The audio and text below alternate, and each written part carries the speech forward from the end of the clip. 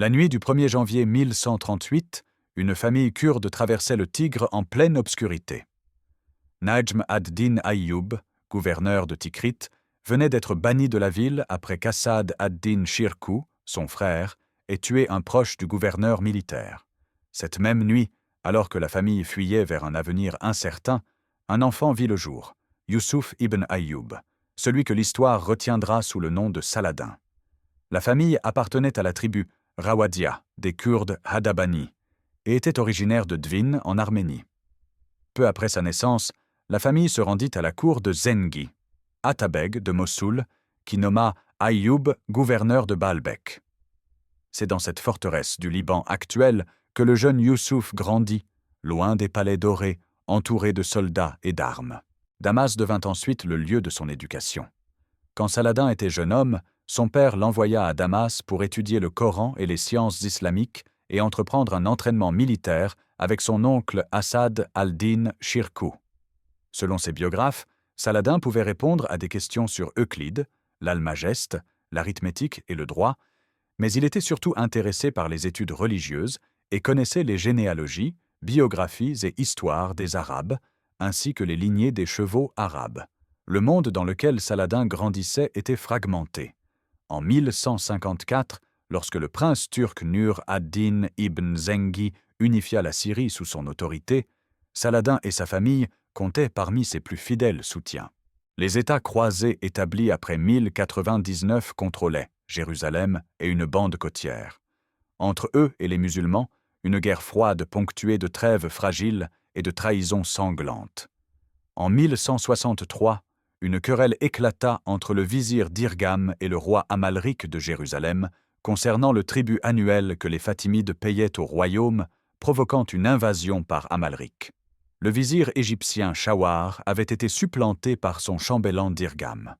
Shawar demanda l'aide de Nur ad-Din, qui vit là une occasion de mettre la main sur l'Égypte. Nur ad-Din envoya son meilleur général pour cette mission, le Kurde Assad ad-Din Shirkuh, dont les compétences sur le champ de bataille étaient hors de doute. Shirkuh était l'oncle de Saladin. En 1164, lors de la première expédition, Saladin accompagnait son oncle.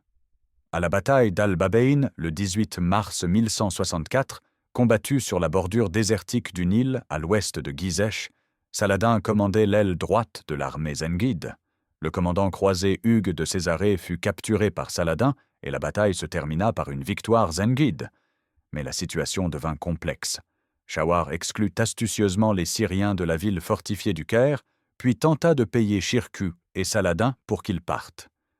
Sentant la trahison de Shawar, Shirkuh occupa la ville fortifiée de Bilbeis. Shawar trahit ses alliés et demanda l'aide d'Amalric. Amalric assiégea Shirkuh dans la forteresse de Bilbeis. Pendant 3 mois, les Syriens résistèrent à tous les assauts de la force combinée fatimide-franque. En novembre 1164, au terme d'un accord, Amalric et Shirkuh s'en retournèrent, l'un en Palestine, l'autre en Syrie. Mais ce n'était qu'une trêve. Les 2 camps préparaient déjà la prochaine confrontation pour le contrôle de l'Égypte.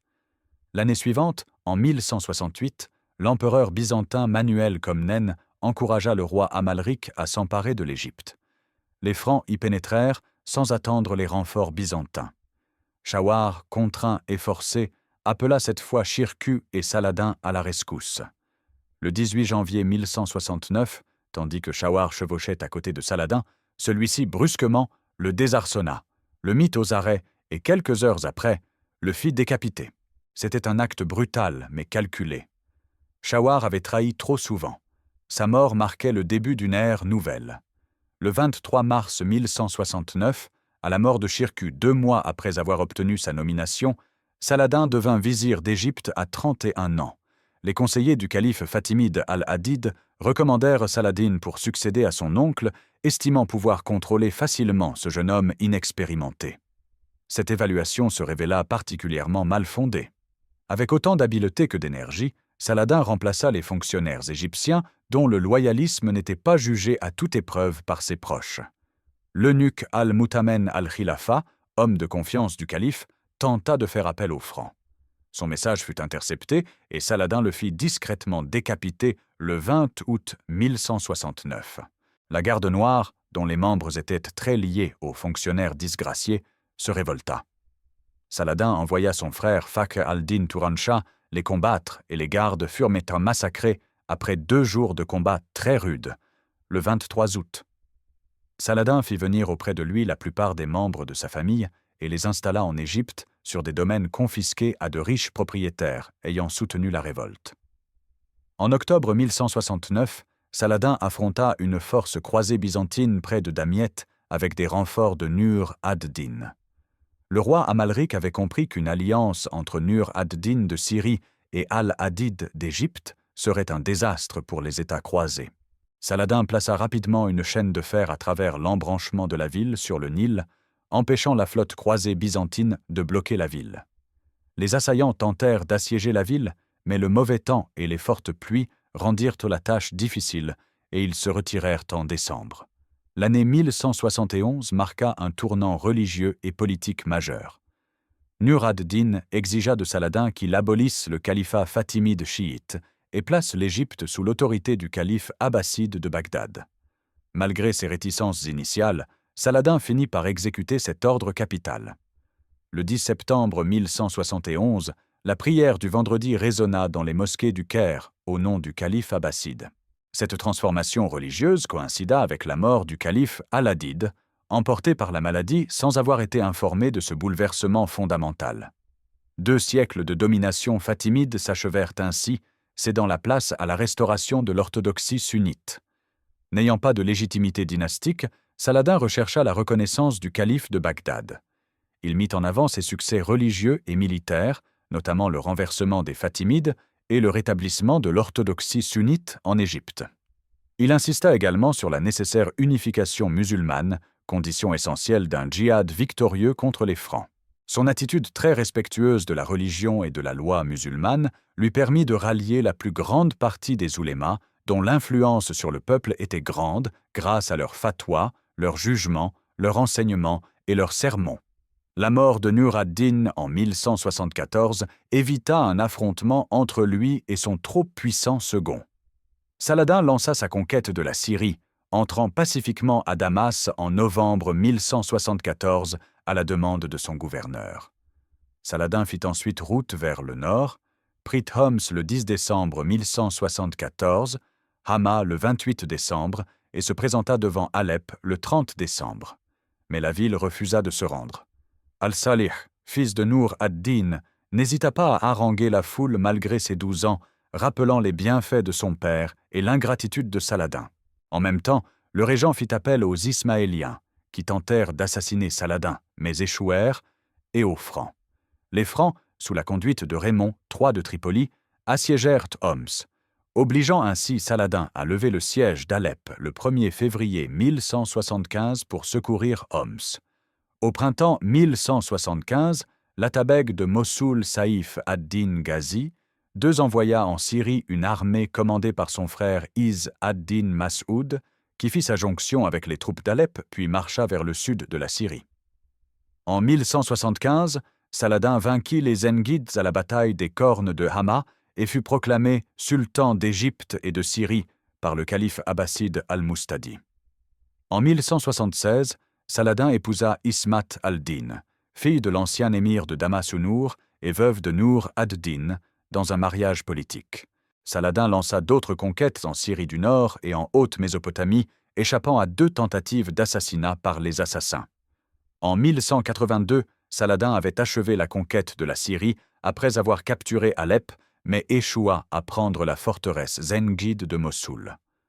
Depuis la mort du roi de Jérusalem Baudouin IV, dit le lépreux, en 1185, le royaume latin de Jérusalem était en pleine déliquescence. Les manœuvres en coulisses de Guy de Lusignan et de sa femme Sibylle permirent au premier de monter sur le trône de Jérusalem, suite à la mort précoce du jeune Baudouin V. Fin 1186 ou début 1187, Renaud de Châtillon, seigneur d'Outre-Jourdain et de Montréal, brisa la trêve en vigueur depuis près de 6 ans entre Francs et musulmans en attaquant une caravane pourtant sous forte escorte qui se rendait du Caire à Damas. Dès mars 1187, Saladin partit de Damas avec une armée comprise entre 15 et 20 000 hommes. il ravagea les terres avoisinantes et attira les troupes croisées vers lui. Le 30 avril 1187, conformément à leur alliance, Saladin demanda à Raymond de Tripoli de laisser ses éclaireurs faire une reconnaissance du côté du lac de Tibériade. Le 1er mai, 7000 cavaliers passèrent sous les murs de la ville. Le soir même, alors qu'ils faisaient le chemin en sens inverse, ils rencontrèrent 150 chevaliers templiers et hospitaliers. C'était le massacre, connu sous le nom de la bataille de la Fontaine du Cresson. Seuls 5 hospitaliers et 3 templiers parvinrent à s'enfuir, dont le maître de l'ordre, Gérard de Ritefort. Roger de Moulins, supérieur des hospitaliers, mourut dans l'affrontement d'un coup de lance. Dans les premiers jours de juillet 1187, les 2 camps étaient prêts à la bataille décisive. Du côté franc, les ordres militaires fournissaient environ 600 chevaliers. Le reste de l'armée de Jérusalem comptait un peu plus de 15 000 hommes. Étaient présents le roi Guy de Lusignan, le comte de Tripoli, Renaud de Châtillon, le maître des Templiers Gérard de Ridefort et Guillaume de Montferrat. Saladin pouvait aligner plus de 20 000 hommes, dont la moitié de cavaliers, parmi lesquels les fameux archers montés, cauchemar des lourds cavaliers francs. Saladin choisit le terrain avec soin. Il assiégea Tibériade, sachant que les Francs ne pourraient résister à venir au secours de la ville. L'armée franque, divisée en 3 corps, se mit en route à l'aube du 3 juillet. Les hommes souffraient de la chaleur et de la soif, les réserves d'eau étant vite épuisées. Saladin avait pris soin de faire combler les puits et d'empoisonner les trous d'eau. Sans jamais engager le combat, des cavaliers harcelaient les Francs de tous côtés de leurs flèches, ralentissant la marche. Cette tactique réussit si bien qu'au soir du 3 juillet, le roi proposa de rejoindre le village de Hattan, où se trouvait l'un des rares points d'eau. Mais Saladin, fin stratège, lui barra la route. À la nuit tombée, les Francs, souffrant de la soif, furent obligés de bivouaquer au milieu des pierres brûlantes, sur le sable desséché.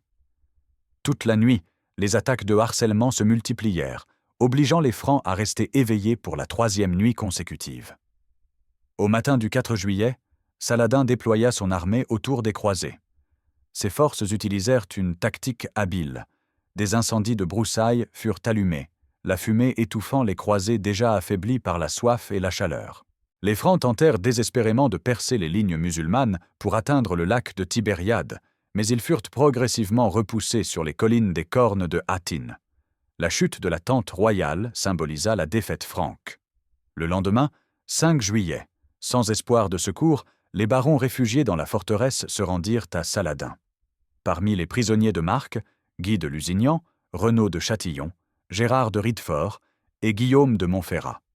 Saladin fit exécuter les moines soldats templiers et hospitaliers et abattit de sa main Renaud de Châtillon, seigneur de l'Outre-Jourdain, symbole aux yeux des musulmans de la résistance chrétienne.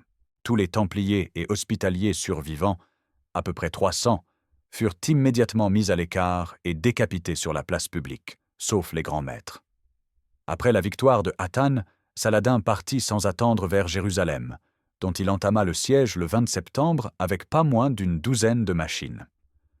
Presque totalement privée de guerriers professionnels, la ville sainte se défendit avec l'énergie du désespoir, sous l'égide d'un jeune chevalier émérite, Balian d'Ibelin.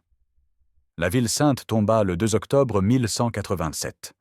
Elle ne fut pas pillée, et les habitants purent se racheter contre rançon.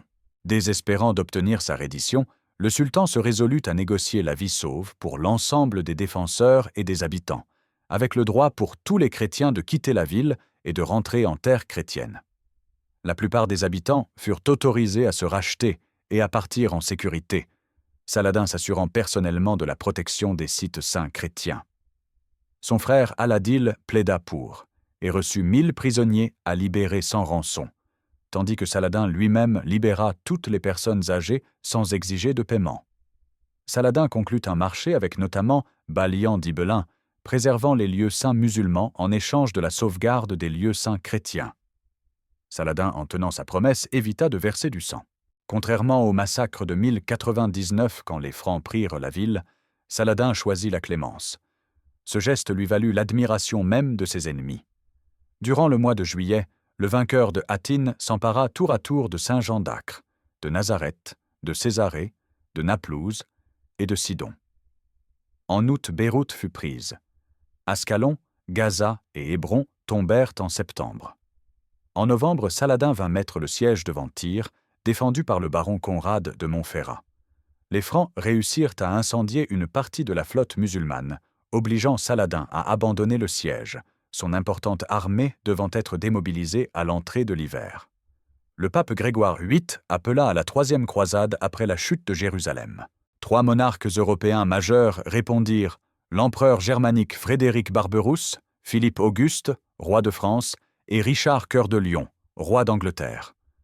L'empereur germanique Frédéric Barberousse quitta Ratisbonne en mai 1189 à la tête d'une très forte armée de 100 000 hommes.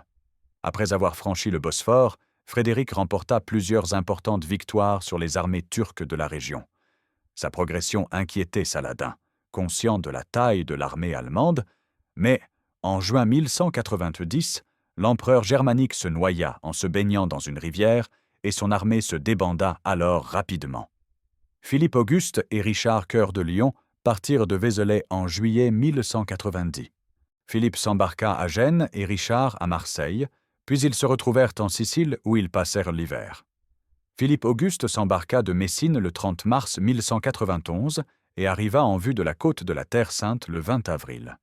Richard Cœur de Lion partit le 10 avril, mais une tempête dérouta sa flotte sur Chypre.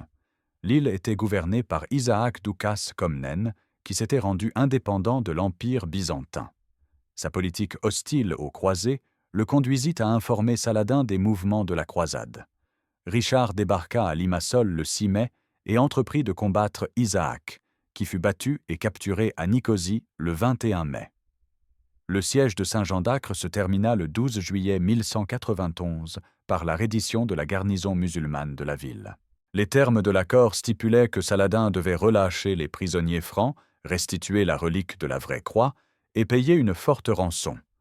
À court d'argent, Saladin tenta de gagner du temps en négociant délai sur délai pour rassembler les sommes colossales exigées de lui. Finalement, à bout de patience, Richard Cœur de Lion fit exécuter un très grand nombre de prisonniers musulmans, de 2600 à 3000, dans la plaine adjacente à la ville d'Acre, le 20 août 1191. Quelques jours après la prise de Saint-Jean d'Acre, Philippe Auguste repartit en France, laissant derrière lui une partie de ses troupes, environ 10 000 hommes, sous le commandement du duc de Bourgogne. Le 7 septembre 1191, à la bataille d'Arsouf, les forces de Richard résistèrent aux charges de la cavalerie sarrasine qui tentait de détruire la cohésion de l'armée croisée, jusqu'à ce que le roi rallie ses forces pour lancer une contre-attaque victorieuse. Saladin, qui n'avait pas réussi à vaincre les croisés, vit son prestige diminuer auprès de ses troupes. Il tenta de défendre Ascalon, mais ses émirs refusèrent de le suivre et il dut se résoudre à pratiquer la tactique de la terre brûlée en ordonnant la destruction de Jaffa, d'Ascalon et de Ramla. Richard poursuivit son avancée jusqu'à Jaffa, mais marqua un temps d'arrêt pour reconstruire les fortifications de la ville et faire reposer ses hommes. L'armée de Saladin restait une menace, et Richard refusait de s'aventurer plus avant.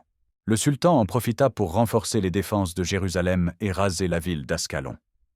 Le 22 novembre 1191, l'armée de Richard gagna Ramla, préalablement rasée et vidée de ses habitants par Saladin. Richard passa Noël à la Troune, puis gagna la forteresse de Béthenoble, à une vingtaine de kilomètres de Jérusalem. Les barons syriens et les maîtres du temple et de l'hôpital lui déconseillèrent de mener un assaut contre la ville sainte. La saison était mauvaise, et ces derniers savaient qu'ils ne pourraient tenir Jérusalem une fois tous les croisés repartis. Richard Cœur de Lion, ayant beaucoup appris sur la situation politique syrienne, entama des négociations avant la campagne. Les croisés quittèrent Béthenoble le 13 janvier 1192 pour se replier sur Ibelin. Au printemps 1192, les négociations se poursuivirent entre les deux camps ponctués de brèves escarmouches. L'armée des croisés avança à nouveau sur Jérusalem, arriva en vue de la ville sainte avant d'être contrainte de faire retraite une fois de plus en raison de dissensions entre ses chefs. Richard commença à recevoir des nouvelles inquiétantes d'Europe. Son frère Jean avait profité de son absence pour prendre le trône, tandis que le roi de France, Philippe Auguste, avait attaqué la Normandie. il devint évident pour Richard qu'il devait rentrer sur ses terres en Europe pour préserver ses intérêts. Le 27 juillet 1192, Saladin mit le siège devant la ville de Jaffa, qui avait servi de base d'opération pour Richard. Après 3 jours d'affrontements sanglants, les forces de Saladin prirent d'assaut la ville. Seule la citadelle réussit à tenir. Richard rassembla alors rapidement une petite armée et se précipita vers le sud. La bataille de Jaffa fut le dernier affrontement entre les deux monarques. Richard remporta une victoire tactique, mais la situation stratégique n'avait pas changé. Des négociations eurent lieu, aboutissant au traité de Jaffa le 3 septembre 1192, qui mit en place une trêve de 3 ans. Les défenses d'Ascalon furent rasées, puis la ville fut remise à Saladin. Les croisés conservèrent une bande de terre le long de la côte de Tyr à Jaffa. Saladin garda Jérusalem, mais les pèlerins chrétiens étaient libres de venir visiter la ville. Entre Aladil, frère de Saladin, et Richard Cœur de Lion devait naître une grande amitié non dénuée d'admiration, un sentiment relayé par les chroniqueurs musulmans de l'époque. Richard Cœur de Lion, après la signature du traité, retourna en Europe, et Saladin revint à Damas. Saladin mourut d'une fièvre le 4 mars 1193 à Damas, peu de temps après le départ de Richard. Il avait 55 ou 56 ans et mourut très probablement du typhus. À sa mort, son trésor ne contenait qu'un seul dinar d'or et 47 dirhams d'argent. Il avait distribué toute sa fortune aux pauvres et aux nécessiteux durant sa vie. Son secrétaire et biographe Baha ad-Din ibn Shaddad raconta que lors des funérailles, un crieur marchait devant le cercueil en annonçant « Voici tout ce que Saladin, conquérant de l'Orient, emporte de ses conquêtes. » Les 17 fils de Saladin se disputèrent son empire. Al-Afdal reçut la Syrie et Damas, Al-Aziz Uthman hérita de l'Égypte et Az-Zahir obtint Alep. Mais aucun n'avait l'envergure de leur père. En moins de 20 ans, l'unité que Saladin avait forgée se fissura puis éclata. Les rivalités entre ses descendants affaiblirent la dynastie aïoubide au point qu'elle fut finalement renversée par les Mamelouks en 1250. Durant son règne, Saladin développa un système administratif complexe pour gérer son vaste empire. Il plaça des membres de sa famille aux postes clés. Son frère Al-Adil gouverna l'Égypte pendant ses campagnes en Syrie, tandis que d'autres frères et neveux administraient les principales villes conquises. Saladin réorganisa l'armée en s'appuyant sur le système de l'Iqta, où les émirs recevaient des terres en échange de leur service militaire. Cette structure lui permit de maintenir une force permanente sans épuiser le trésor. Il recruta des soldats de diverses origines, kurdes, turcs, arabes et même certains soudanais. Le sultan accorda une attention particulière à la marine. Après avoir hérité de la flotte fatimide en Égypte, il la modernisa et l'agrandit. Cette marine lui permit de contester la suprématie maritime des Francs en Méditerranée orientale, notamment lors du siège d'Acre et dans les eaux entourant Tyr. Sur le plan économique, Saladin encouragea le commerce et réduisit certaines taxes qui pesèrent sur les marchands. Les routes commerciales entre l'Égypte et la Syrie connurent une nouvelle prospérité sous son règne.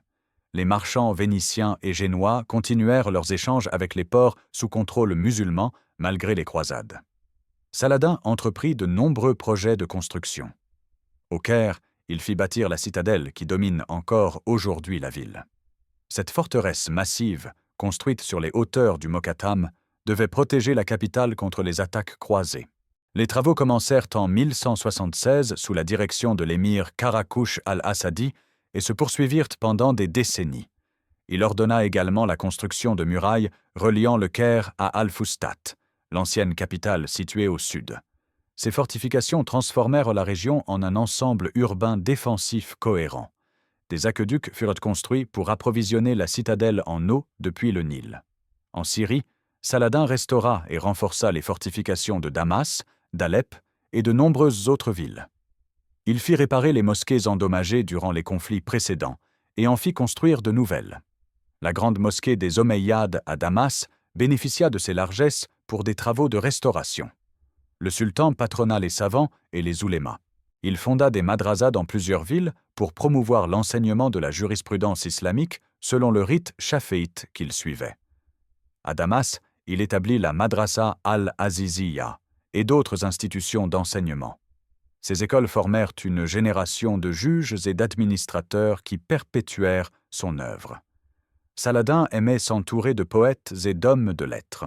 Le célèbre philosophe et juge Al-Fadil ibn al-Qadi al-Asqalani servait comme son principal secrétaire et rédigeait sa correspondance officielle dans un style élégant. Le poète Ibn al-Nabi composa des vers célébrant ses victoires militaires. Les chroniqueurs de l'époque, tant musulmans que chrétiens, dressèrent un portrait cohérent de Saladin. Il menait une vie simple malgré sa position. Il portait des vêtements modestes et évitait le luxe ostentatoire qui caractérisait d'autres souverains.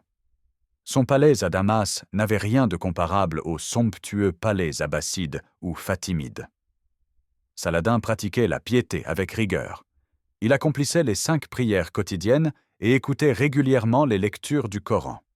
Pendant le Ramadan, il jeûnait scrupuleusement et augmentait ses aumônes. Les oulémas appréciaient sa déférence envers la loi religieuse et sa consultation systématique des juristes avant les décisions importantes.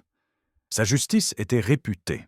2 fois par semaine, il tenait audience publique où n'importe quel sujet pouvait venir présenter une plainte ou demander réparation. Il écoutait personnellement les doléances et rendait des jugements rapides. Cette accessibilité contrastait avec la distance que maintenaient habituellement les souverains orientaux. Le sultan montrait une grande générosité envers ses subordonnés. Il distribuait régulièrement de l'argent et des cadeaux aux soldats et aux fonctionnaires. Cette prodigalité explique pourquoi il mourut pratiquement sans fortune personnelle. Son trésorier se plaignait constamment de ses dépenses excessives, mais Saladin continuait à donner. Dans ses relations avec les chrétiens, Saladin fit preuve d'une attitude pragmatique. Après la prise de Jérusalem, il autorisa les pèlerins chrétiens à visiter les lieux saints. Il échangea des cadeaux avec Richard Cœur de Lion durant leurs négociations. Quand Richard tomba malade, Saladin lui envoya ses propres médecins et de la neige des montagnes pour le rafraîchir. Cette courtoisie ne l'empêchait pas d'être impitoyable quand nécessaire. L'exécution des Templiers et Hospitaliers après Hattin démontrait sa détermination à éliminer les ennemis les plus dangereux de l'islam. Le meurtre de Renaud de Châtillon de sa propre main révélait sa capacité à la violence calculée. Entre 1174 et 1186, Saladin ne cessa de mener campagne. Chaque année, dès que le printemps permettait la mobilisation des troupes, il partait en expédition. Ces campagnes visaient soit à conquérir de nouveaux territoires musulmans pour unifier le monde islamique, soit à harceler les États croisés. En 1177, Saladin subit sa plus cuisante défaite à Montgisard face au roi lépreux Baudouin IV de Jérusalem. Avec une petite force de quelques centaines de chevaliers, le jeune roi surprit l'armée de Saladin qui pillait le sud de la Palestine. Les musulmans furent mis en déroute et Saladin lui-même faillit être capturé. Cette défaite humiliante montra que même le plus grand stratège pouvait commettre des erreurs tactiques. En 1179, Saladin assiégea et prit le château du Gué de Jacob que les Templiers venèrent de construire en territoire musulman. Cette forteresse menaçait directement Damas, et Saladin y mit le siège avec détermination. Après 5 jours d'assauts acharnés, les défenses cédèrent. Saladin fit exécuter tous les combattants et rasa la forteresse jusqu'aux fondations. Les raids contre les terres franques se multipliaient. Saladin lançait des expéditions de pillage en Galilée, dans la région de Tripoli, et même jusqu'aux portes d'Antioche. Ces opérations affaiblissaient l'économie des États croisés et forçaient les Francs à rester sur la défensive. En 1182, Saladin envoya une flotte attaquer les côtes de la mer Rouge. Ces navires remontèrent jusqu'à Eilat et menacèrent même les routes de pèlerinage vers la Mecque. Cette campagne navale visait à montrer que le pouvoir de Saladin s'étendait bien au-delà du Levant. La lutte pour le contrôle de la Syrie du Nord et de la Mésopotamie occupa Saladin pendant plus d'1 décennie. Les descendants de Zengi considéraient Saladin comme un usurpateur qui avait profité de la mort de Nour ad-Din pour s'emparer du pouvoir. Des batailles sanglantes opposèrent les 2 camps musulmans. En 1176, à Tel al-Sultan, près d'Alep, Saladin affronta une coalition zengide venue de Mossoul. Les combats furent acharnés mais indécis. Aucun camp ne parvint à infliger une défaite décisive à l'autre. Saladin dut se replier temporairement, laissant Alep aux mains de ses ennemis. L'année suivante, Saladin tenta à nouveau de s'emparer d'Alep. Il assiégea la ville pendant des mois, mais les défenseurs tinrent bon. Les Zengides utilisèrent tous les moyens pour résister. Ils appelèrent à l'aide les assassins, qui tentèrent de tuer Saladin. Ils négocièrent avec les Francs pour créer une diversion. Ils envoyèrent des messages au calife de Bagdad pour dénoncer l'ambition de Saladin. La guerre civile musulmane embarrassait profondément Saladin. Comment pouvait-il se présenter comme le champion du djihad contre les infidèles alors qu'il combattait d'autres musulmans? Il multiplia les lettres au calife de Bagdad pour justifier ses actions, arguant que l'unité était nécessaire avant de pouvoir vaincre les croisés. En 1183, Saladin conclut finalement un accord avec les Zengides de Mossoul. Izz ad-Din Mas'ud reconnut la suzeraineté de Saladin sur la Syrie en échange de la garantie que Saladin n'attaquerait pas Mossoul. Cette paix fragile permit à Saladin de concentrer ses efforts contre les Francs. Le siège de Saint-Jean d'Acre, qui dura de 1189 à 1191, représenta l'un des affrontements les plus longs et les plus meurtriers de la Troisième Croisade. Guy de Lusignan, libéré par Saladin après Hattin, avait rassemblé une petite armée et décidé de reprendre la ville portuaire stratégique. Saladin accourut avec son armée pour prendre les assiégeants à revers. La situation devint unique. Les Francs assiégeaient Acre, tandis que Saladin assiégeait les assiégeants. Les deux camps construisirent des fortifications élaborées. Les croisés creusèrent des fossés et érigèrent des palissades face à la ville et face à l'armée de Saladin. Les renforts affluaient des deux côtés. Des navires italiens apportaient hommes et provisions aux croisés. Des contingents musulmans arrivaient de Syrie, d'Égypte et de Mésopotamie pour rejoindre Saladin. La plaine autour d'Acre devint un immense camp militaire où des dizaines de milliers d'hommes s'affrontaient. Les batailles se succédaient avec une régularité meurtrière. Le 4 octobre 1189, les Francs tentèrent une sortie générale contre les lignes de Saladin. Les combats durèrent toute la journée et se terminèrent par un échec croisé coûteux. Le 14 septembre 1190, Saladin lança une attaque massive contre le camp franc, mais fut repoussé avec de lourdes pertes. L'hiver 1190 à 1191 fut particulièrement terrible. Les maladies ravagèrent les deux camps. La famine s'installa parmi les assiégeants. Des centaines d'hommes mouraient chaque jour de dysenterie, de typhus ou de faim. Le camp croisé ressemblait à un charnier à ciel ouvert. Saladin lui-même tomba gravement malade et faillit mourir. L'arrivée de Philippe Auguste en avril 1191, puis de Richard Cœur de Lion en juin, changea l'équilibre. Les croisés disposaient maintenant de machines de siège sophistiquées et de troupes fraîches. Les bombardements s'intensifièrent. Le 11 juillet, une section des remparts s'effondra. Le lendemain, la garnison musulmane négocia sa reddition contre la promesse d'avoir la vie sauve. Saladin avait échoué à sauver Acre. Cette défaite ternit son prestige militaire. Ses émirs commencèrent à douter de sa stratégie. La perte de ce port majeur privait les musulmans d'une base navale essentielle et ouvrait la côte au débarquement croisé. Saladin comprenait que la guerre n'était pas seulement militaire. Il entretenait une correspondance diplomatique active avec les puissances de la région et au-delà. Ses lettres au calife de Bagdad servaient à légitimer son pouvoir et à obtenir le soutien religieux de la capitale abbasside. Il établit des relations cordiales avec l'Empire byzantin. Après la mort de l'empereur Manuel Comnène en 1180, les Byzantins étaient affaiblis par des querelles dynastiques. Saladin négocia des trêves avec Constantinople et évita soigneusement tout conflit qui aurait pu unir Byzance et les États croisés contre lui. Avec le sultanat seldjoukide de Roum en Anatolie, Saladin maintint des rapports ambigus. Les Seldjoukides contrôlaient les routes terrestres entre l'Europe et le Levant. Quand Frédéric Barberousse traversa l'Anatolie en 1190, Saladin encouragea le sultan seldjoukide à l'affronter, mais ce dernier choisit finalement de négocier le passage.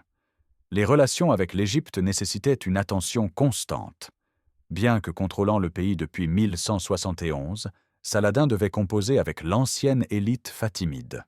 De nombreux fonctionnaires et officiers égyptiens gardèrent la nostalgie du califat chiite. Saladin plaça sa famille au poste clé, mais devait constamment surveiller les intrigues potentielles. Les marchands européens continuaient leur commerce avec les ports sous contrôle musulman malgré les croisades. Venise, Gênes et Pise maintenaient des comptoirs commerciaux et payaient des droits de douane substantiels. Saladin reconnaissait l'importance de ce commerce pour les finances de son État et autorisait ses activités moyennant taxation. La secte des assassins, branche ismaélienne établie dans les montagnes entre la Syrie et la Perse, représentait une menace constante pour Saladin.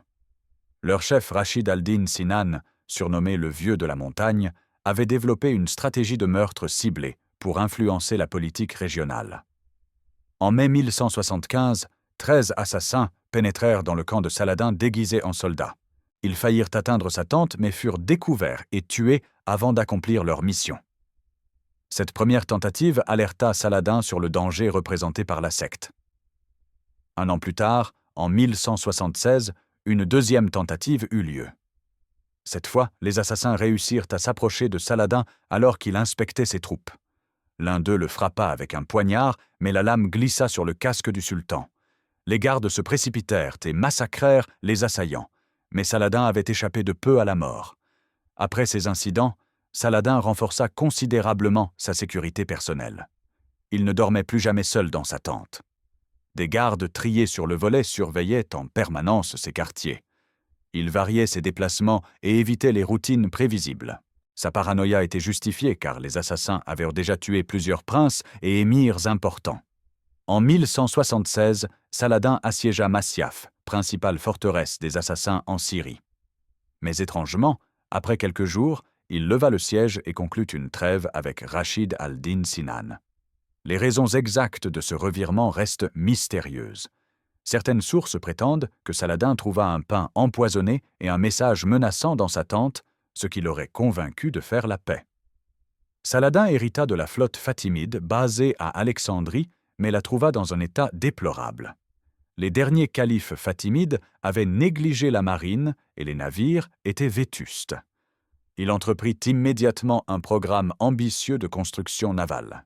Les chantiers navals d'Alexandrie furent réorganisés. Des maîtres charpentiers furent recrutés dans tout le monde musulman. Le bois venait du Liban, où les cèdres fournissaient un excellent matériau de construction. Les voiles étaient tissées en Égypte avec le coton local. Les cordages provenaient de chanvre importées. En 1179, Saladin disposait d'une flotte d'environ 70 navires de guerre. Ces galères étaient équipées de rames pour éperonner les navires ennemis et transportaient des archers et des fantassins pour le combat rapproché. La marine musulmane put désormais contester la suprématie franque en Méditerranée orientale. La flotte servait à plusieurs fins stratégiques. Elle bloquait les ports croisés, empêchant les renforts et les approvisionnements d'arriver par mer. Elle escortait les convois marchands musulmans, protégeant le commerce lucratif avec l'Égypte. Elle lançait des raids sur les côtes ennemies, pillant les villages et capturant des prisonniers. En 1182, Saladin envoya une escadre en mer Rouge. Ces navires furent transportés démontés depuis le Nil, puis réassemblés sur les rives de la mer Rouge. La flotte attaqua les ports contrôlés par Renaud de Châtillon et menaça même les côtes arabes. Cette opération audacieuse montra l'étendue des capacités militaires de Saladin. Pendant le siège d'Acre, la marine de Saladin tenta de briser le blocus naval imposé par les Francs. En octobre 1190, une flotte musulmane chargée de vivres et de renforts essaya de forcer le passage. Les navires croisés l'interceptèrent et une bataille navale furieuse s'ensuivit. Les musulmans perdirent plusieurs navires, mais quelques-uns réussirent à atteindre le port. Le contrôle simultané de l'Égypte et de la Syrie permit à Saladin de dominer les principales routes commerciales du Moyen-Orient. L'Égypte produisait du blé, du lin, du sucre et du papyrus, qui s'exportaient vers la Syrie et au-delà. La Syrie fournissait de l'huile d'olive, des fruits secs et des produits artisanaux. Le commerce caravanier connut un essor important. Les routes entre le Caire, Damas, Alep et Bagdad devinrent plus sûres sous l'administration unifiée de Saladin. Les marchands payèrent des taxes, mais bénéficièrent de la protection contre les bandits. Des caravansérails furent construits ou restaurés le long des routes principales. Le commerce maritime avec l'Inde et l'Extrême-Orient passait par les ports de la mer Rouge. Les épices, la soie, les pierres précieuses et d'autres produits de luxe arrivaient à Aden, puis remontaient vers l'Égypte. Ce commerce générait d'énormes revenus douaniers pour l'État ayyubide. Saladin réforma le système fiscal. Il abolit certaines taxes illégales qui pesaient sur les paysans et les marchands, gagnant ainsi leur soutien. En même temps, il augmenta l'efficacité de la collecte des impôts en nommant des administrateurs compétents. Les revenus de l'État augmentèrent malgré la réduction de certaines taxes. L'agriculture égyptienne bénéficia d'investissements dans l'irrigation. Des canaux furent creusés ou nettoyés pour améliorer la distribution de l'eau du Nil. La production agricole augmenta, permettant de nourrir une population croissante et d'exporter les surplus. Le blé égyptien nourrissait non seulement la Syrie, mais aussi les villes du Hedjaz. En Syrie, l'agriculture souffrait des raids constants entre musulmans et croisés. Les paysans abandonnaient leurs champs dans les zones frontalières. Saladin tenta de stabiliser ces régions en construisant des fortifications et en installant des garnisons permanentes. La paix relative qui suivit Hattin permit une reprise partielle de l'agriculture.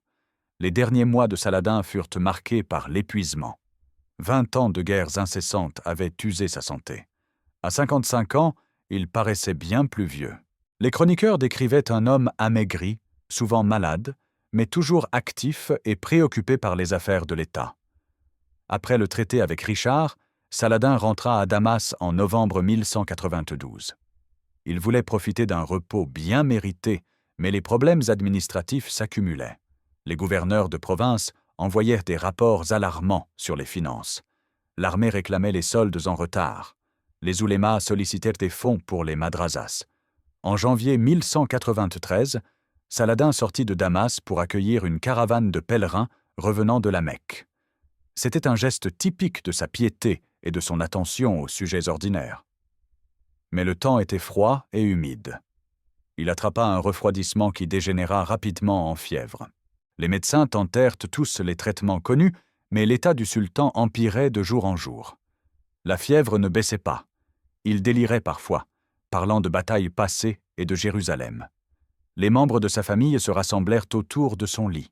Les oulémas vinrent réciter des prières. Le 4 mars 1193, Saladin mourut entouré de sa famille et de ses proches. Le cadi al-Fadil, qui l'avait servi pendant des décennies, pleura ouvertement. Les nouvelles de sa mort se répandirent rapidement à travers le monde musulman, provoquant un choc et une tristesse généralisée. Les funérailles furent simples, conformément à ses souhaits.